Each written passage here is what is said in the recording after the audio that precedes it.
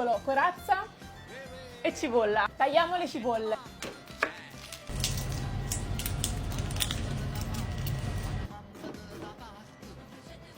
Sedano e carote.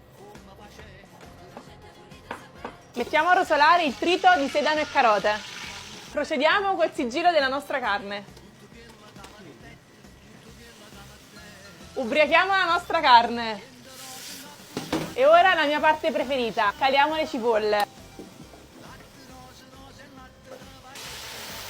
Odore di domenica, ragazzi! E dopo 8 lunghe ore la consistenza della vera genovese napoletana deve essere questa. Mamma mia! E con la genovese napoletana ci va lo zito spezzato a mano.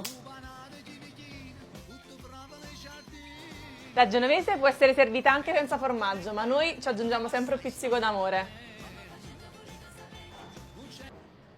E il verde da un pizzico di non può mai mancare, ragazzi. Ti ho fatto venire voglia?